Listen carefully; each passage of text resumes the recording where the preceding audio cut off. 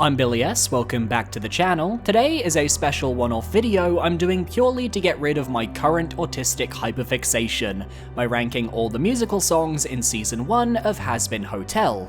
As a major musical theatre nerd with a love of the classics such as Les Mis, Oliver and Annie, to more modern shows like Heathers, I adore songs that are able to showcase so much character and intention in their lyrics, while also just being catchy ass bops. Now for the purposes of this video, I can't play any visuals for the songs, instead we'll be using this tier list as we go along, and I'm gonna do this podcast style. I'll have instrumentals of each song in the background of their segment, and we'll see if I get demonetized. Obviously, I'm just one guy, I'm not even musically trained, I just rank video games and other things I enjoy, so this is purely my opinion. If a song you enjoy isn't one of my favorites, that is totally okay, and vice versa. So let's get to it. All 16 Hazbin Hotel Season 1 songs, ranked. And let me know which songs are your favorite down below. Of the entire soundtrack, there is only one song that isn't a banger in my eyes, and even then it's a solid 6 out of 10. Coming in 16th, we have Episode 6's Welcome to Heaven, performed by Darren Criss, Shobha Narayan, and Patina Miller. The best way I can describe Welcome to Heaven is that it feels like a used car salesman that is moaning into my ear about a timeshare. There's something very surface level about the lyrics and the message, which purposefully hides the fact that Heaven has a deeply flawed political backdrop, with Sarah keeping Adam's activities from the rest of the populace. All of the character designs feel very safe, even the furries feel tame, and it all culminates in a song that doesn't feel particularly memorable. It's also on the shorter end, but given it has to share this episode with You Didn't Know, that length makes perfect sense. It does its job. I love the cameo from Angel's sister Molly, and I especially love the ending vocals with Emily and Sarah joining in, followed by St. Peter's awkward laboured breathing at the end. It's almost like they rehearsed this song specifically for Charlie, as he doesn't seem used to performing. A nice touch. Before we continue, I seriously want to emphasize that every other song on this soundtrack is a banger, and all of them are now in my musical rotation. Some of these lower rankings hurt, but I've gotta be honest, at number 15, we have It Starts With Sorry from Episode 2, performed by Alex Brightman, Erica Henningsen, Stephanie Beatriz, and Blake Roman. I'm an absolute sucker for emotional ballads, and after an episode of wondering what Sir Pentious' deal was going to be, this song let me know, he's 100% getting redeemed at some point. Vaggie and Angel chiming in with the "can't we just kill him" lines had me laughing. Their voices are so cute despite the lyrics. Charlie is at her best in this song, showing just why she's the leader of the hotel, and Sir Pentious is absolutely precious. The way he blinks in time with the twinkle of the music at the start is genius, and it's no surprise that the voice actors for this show love this song, especially with Sir Pentious' lines. Who could forgive a dirtbag like me? I don't deserve your amnesty. It's just such a good line, I'm sorry. It sets up his storyline to perfection, the whole song is just a fun little tune, and it has a message that most YouTubers could take a hint from. One sincere sorry. Without this song, I don't think I'd fully be on board with Charlie's mission, because, to be honest, with the pacing of the first season, she doesn't have a lot of moments to shine and prove that she can actually handle the Hazbin Hotel. And of course, Nifty's little comment at the end about how he's not a bad boy anymore foreshadows him being the first soul to end up in heaven. Love it. At number 14, I'm being brave today, and being brave means throwing out some hot takes. My first being that Whatever It Takes from Episode 3, performed by Daphne Rubin Vega, Stephanie Beatriz, and James Monroe Iglehart, just didn't hit the way I think the show was intending it to, because for this song, I have a big disconnect between the singing and the animation. Carmilla is baring her soul, revealing the truth behind the slain angel, and yet as she belts out this power ballad, the animation of her character in the song feels so subdued by comparison.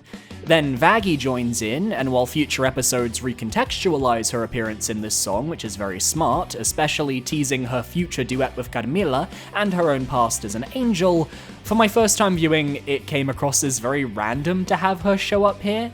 Stephanie's vocals are flawless, giving very Gabriella High School Musical energy, and Daphne hits it out of the park with her performance, where you can feel the weight of the words on her soul. I enjoy this song far more as an audio-only piece. And Zestial's accompanying parts, courtesy of James Monroe Iglehart, make me hope for a Zestial song in Season 2. The story of this song is beautiful. I adore Carmilla and Vaggie's different situations, and it shows that just because a soul is in hell, that doesn't mean they can't have good intentions.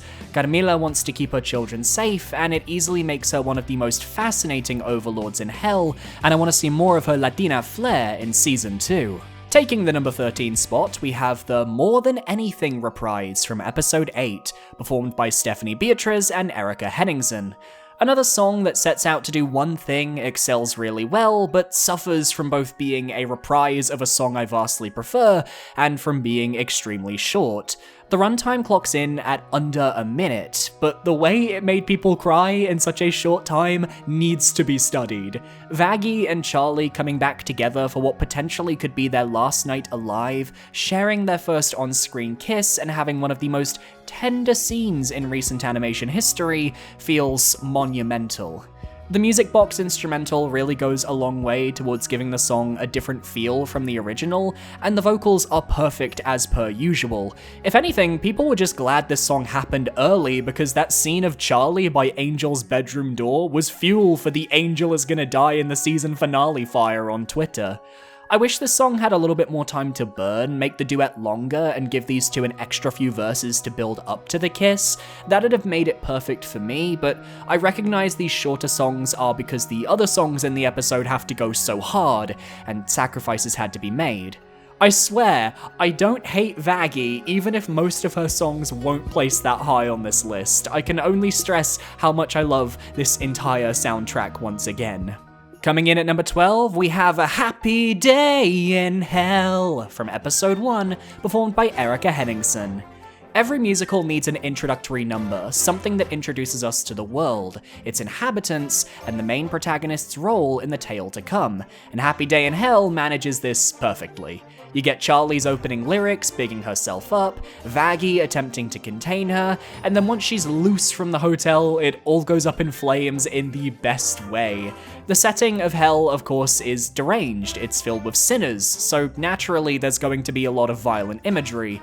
But I will admit a lot of it feels very surface level. I know that's also the point though, this was the marketing song for Hazbin's episode 1, and it needed to showcase all of the more fucked up aspects of hell in a fun way to give Charlie a bit more depth. She loves hell, and she cares about her people even if her people don't care back. The various ensemble voices that tune in throughout the song are great. There's an endless trash fire that's burning my soul is stuck in my head, and Charlie's lines when she reaches Cannibal Town always make me laugh because even in hell, there's stuff that fucks her up. I prefer a majority of the other songs for being far more character-focused, motivation-driven, and just more my vibe, but Happy Day in Hell serves its purpose beautifully. Just a shame the official episode kept in that one shot of Vaggie randomly vanishing from frame at the start. And that's the last of my B-tier entries in this tier list, so let's move on to my A-tier. Starting off my metaphorical A-tier songs and taking number 11, we have Respectless from episode 3, performed by Lily Cooper and Daphne Rubin Vega. It is one of the catchiest songs on the soundtrack, perfectly capturing the essence of Velvet's character as the social media overlord. She's got all the references, she's got an inflated sense of ego, but is an absolute master at branding and advertisement. You know this girl, we've all met a Velvet before, someone unapologetically unafraid to take a stand against structure and rebel for her own personal gain. Her diss track against Carmilla is fascinating because I genuinely don't feel like her persona is an act. She's so focused on power, while it's clear the other overlords sans Alistair are about keeping some sort of peace. Carmilla's opening lyrics are so powerful, but Velvet's bars are too much to handle, and it's clear who comes out on top in this song. But why are you avoiding war? That's what the guns you sell are for, radiate sheer bad bitch energy, and I'm honestly living for it. The main reason this song doesn't rank higher for me is because the major players of this number aren't that involved in the main plot this season. Velvet immediately takes a backseat following this episode, with her taking a silent role in the finale, what Carmilla isn't focused on again until Vaggie goes looking for her in episode 7. It's a perfect introduction to both characters, but I personally just drift to other songs, and there are 2 others in the show that are better back and forth character rap battles. Starting off our top 10, we have the episode 7 duet, Out for Love, performed by Daphne Rubin Vega, and easily the best Carmilla song in the show. In episode 3, we see her so on the back foot following the meeting, and her tender side protecting her daughters. Here, we do see that same tenderness, but with the concept of tough love.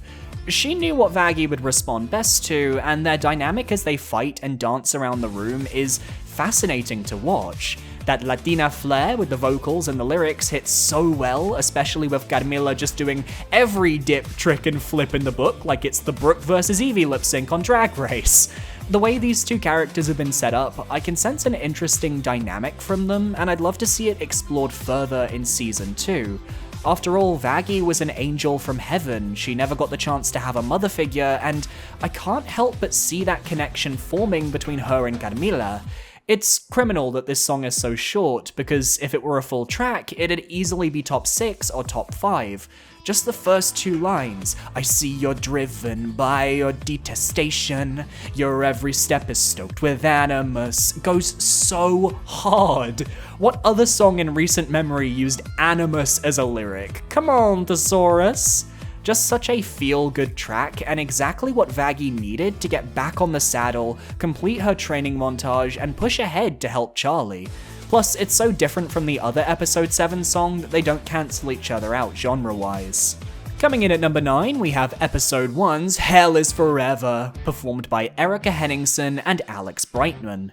If Happy Day in Hell was the perfect introduction to the world of Hazbin Hotel and a great setup for Charlie, then the song getting hijacked mid-performance and turned into a Christian rock anthem is the perfect way to sum up Adam.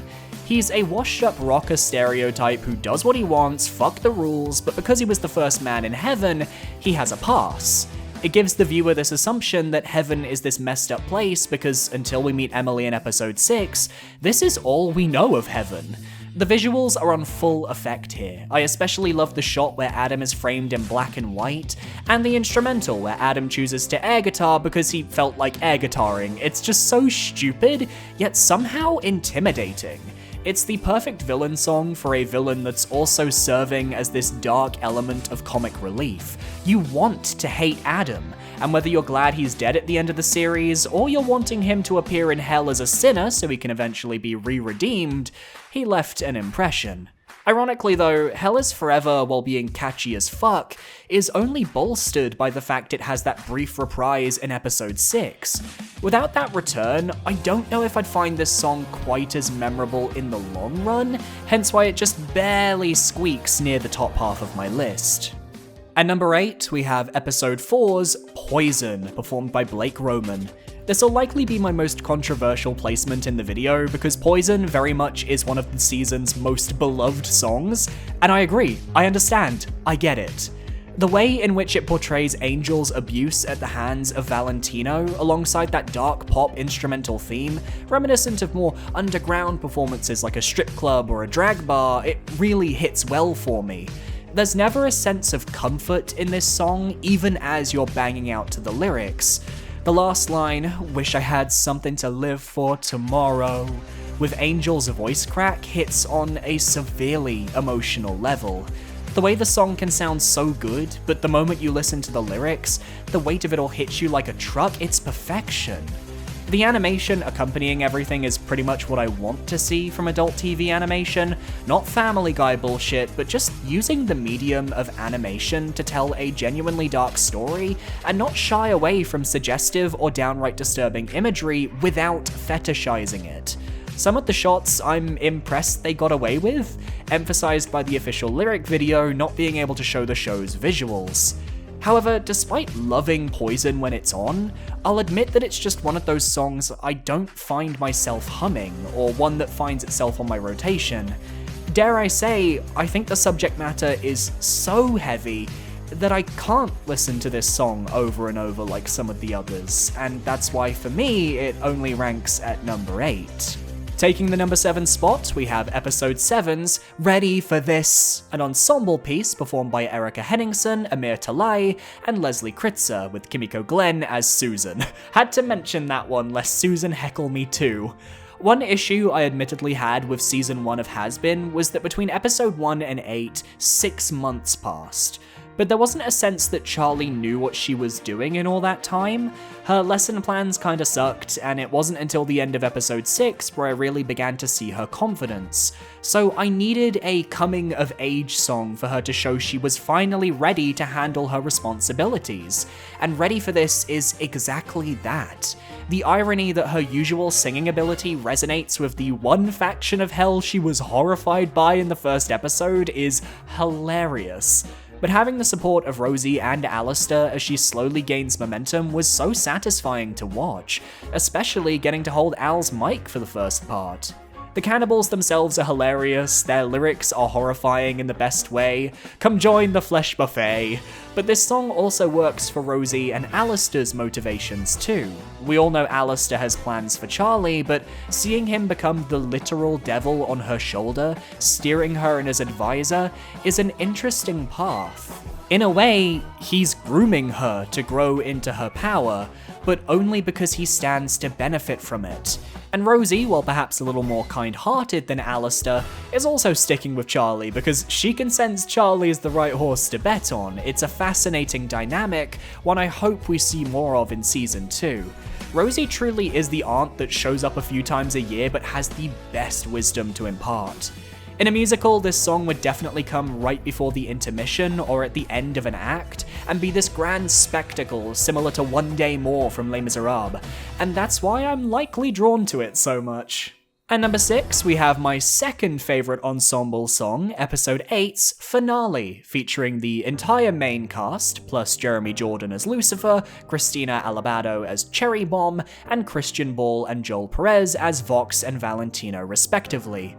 There's just something special about the final song of a musical, and Finale captures the feeling brilliantly. We get a check-in with all our major players, starting with Charlie's anguish at the loss of Sir Pentious.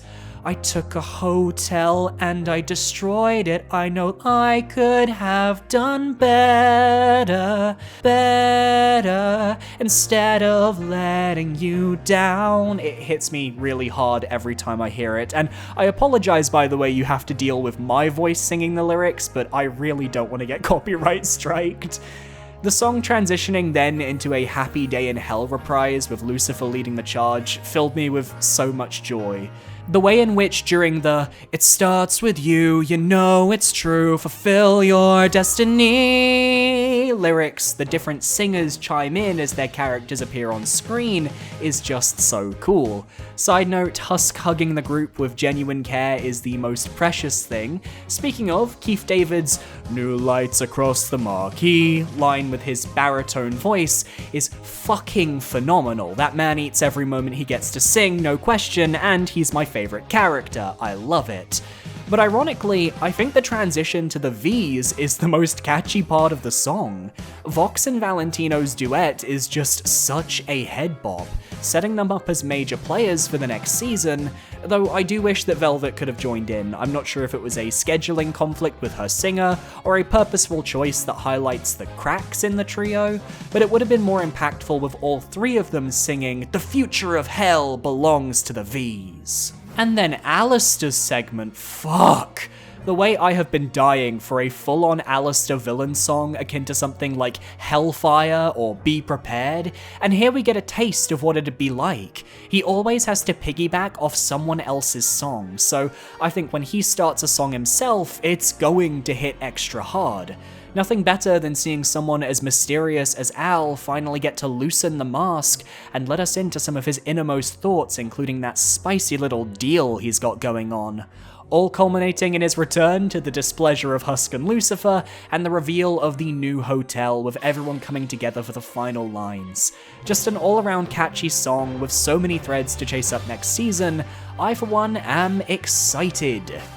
We're officially to my top 5 songs, my S tiers, and at number 5 we have episode 2's Stayed Gone, performed by Christian Ball and Amir Talai.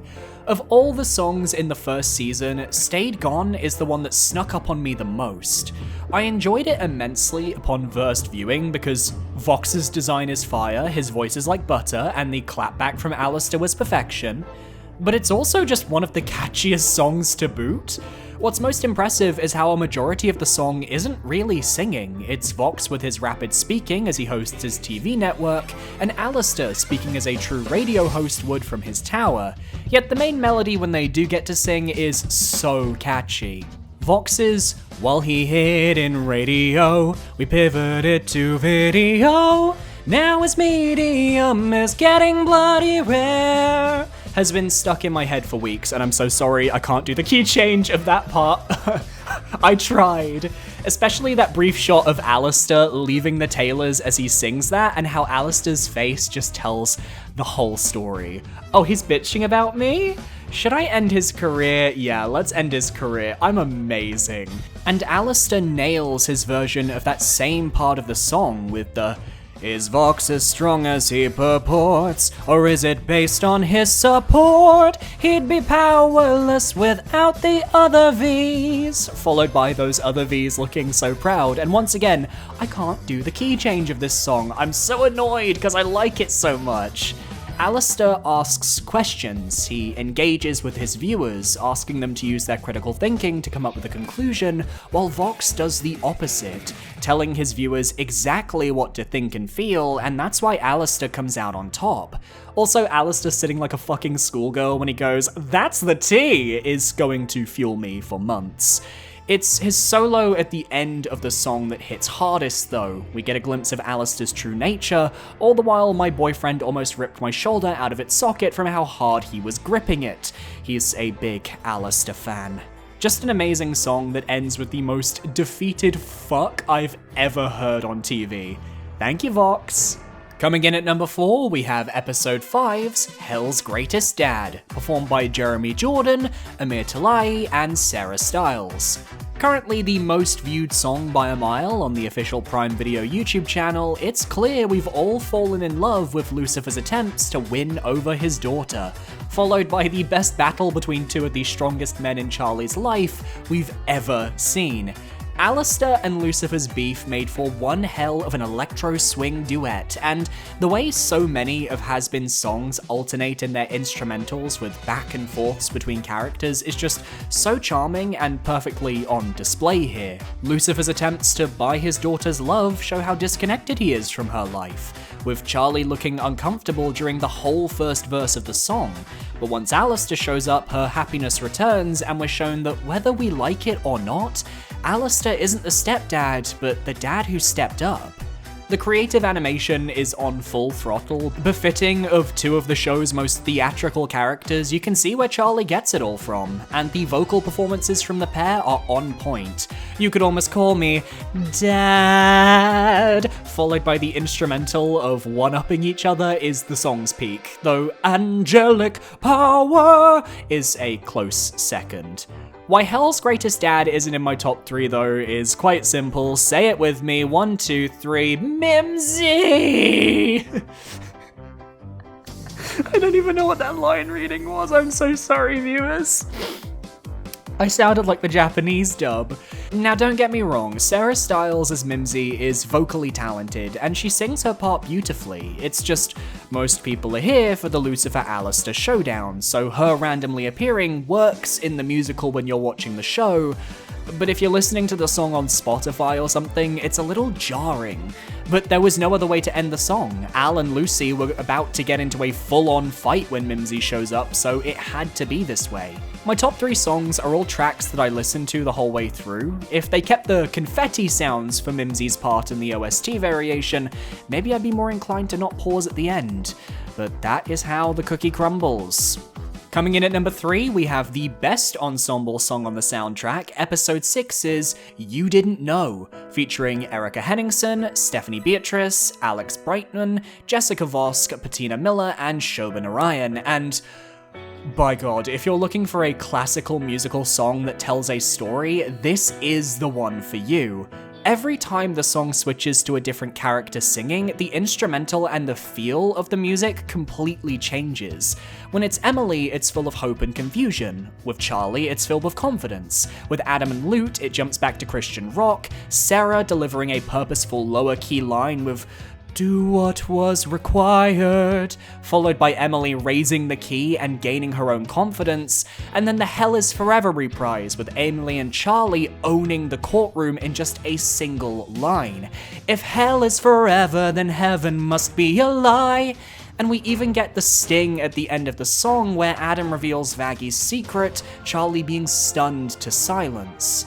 So much happens in such a short time, yet the lyrics, the vocals, and the instrumental all blend together to create a true West End Broadway-style number, which is exactly what Hazbin Hotel is trying to be.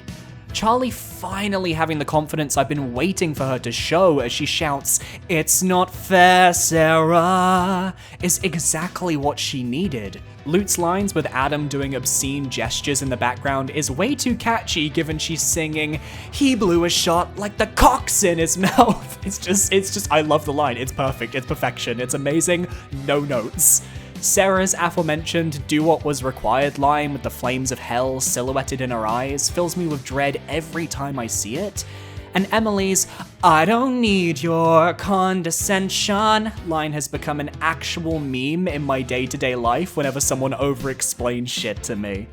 Everyone comes together to nail their parts, with, for me, the only downside being the final sequence revealing Vaggie's identity.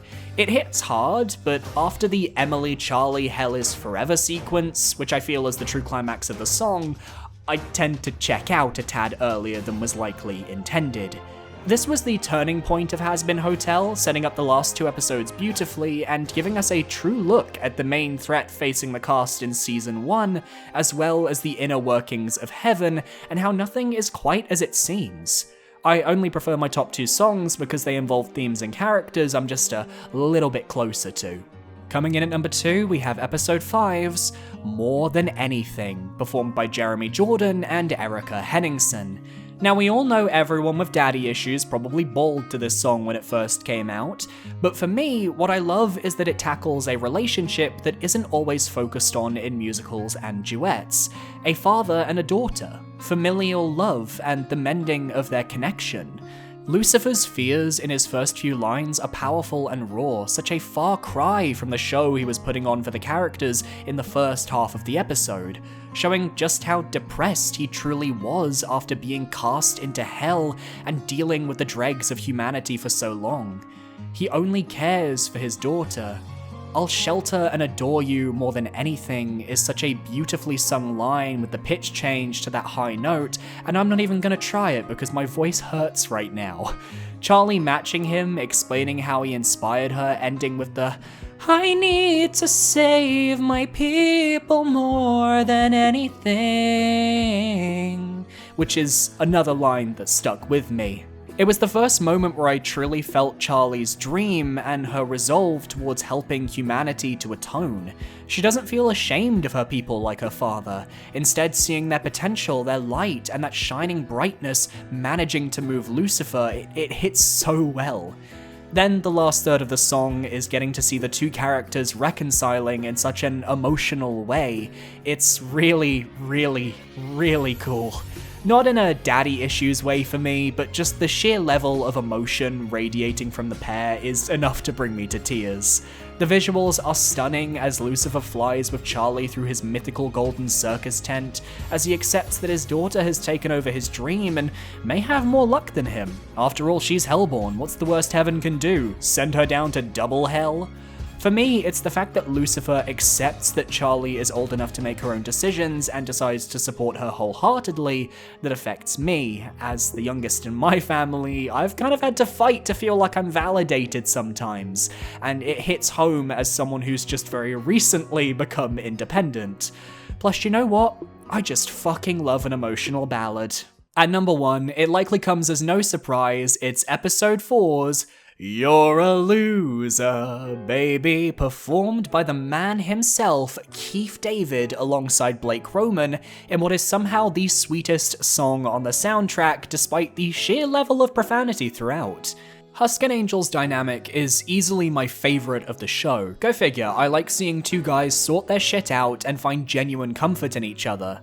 Now, I believe it's confirmed they have a romance in the future, but Loser Baby is the platonic first step towards two kindred souls realizing, you know what? You can confide in one another. Poison fucked us up earlier in the episode, so Loser Baby could heal us with Keith David's buttery smooth singing voice. It's tough love, not a things will get better song, but a hey, life sucks, we're in the same boat, let's ride it out together song. This jazzy number is so catchy, and the instrumental absolutely kicks ass, but it's the animation that really brings this over the edge for me. Just the way Husk walks around Angel at the start with the umbrella-ography, or the way he's constantly getting in Angel's face with that shit-eating smirk. You're a power bottom at rock bottom is easily the best line in the season, and I refuse to hear otherwise. It's a song that completely fits both of these characters and takes Husk from someone who had no real development prior to episode 4 and elevates him to a fan-favorite character who is continuing to show his own growth alongside Angel as the season progresses. That final chorus for me though is just so hopeful. It's time to lose your self-loathing, excuse yourself, let hope in, baby, play your cards, be who you are. It's just such a great message to end on, and the dancing animation here is flawless.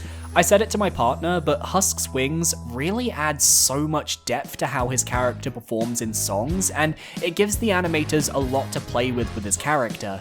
Not to mention how throughout the song, Husk always has Angel at the forefront. He never takes Angel's hand, always waiting for consent from the spider, because guess what? He's a fucking classy-ass gentleman who knows how to sweep a twink off his feet, and he understands that Angel has never had the power to say no before, and by giving Angel the choice on whether to take his hand, he's giving the guy some power back. My last point is pretty simple though, this is actually a song I can sing with my boyfriend, and that elevates it tenfold. We watched this episode and I was like, oh my god, this is my shit, this is my song, and he was the same. That final shot of them back to back, framed so perfectly, is now my desktop wallpaper. I have no regrets. How the fuck a song that has the line, we're all living in the same shit sandwich, made it to my number 1, I'm not sure. But we're here and I'm living. I actually worry if we get another Angel Husk duet in season 2 because how? How do you top this? I'd like to see them try. And that's my list. Which songs were your favourite? Let me know down below, and I hope you enjoyed. I'm normally a gaming ranking channel, this was a one-off to get rid of my Hazbin Hotel hyperfixation, my HHH, but I hope you all had some fun with it. My socials are on screen now, feel free to follow where you feel comfortable. I recommend my Twitter, my Blue Sky, or my Discord.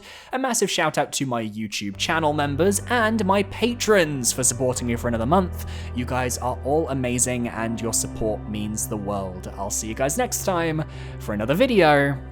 Adios.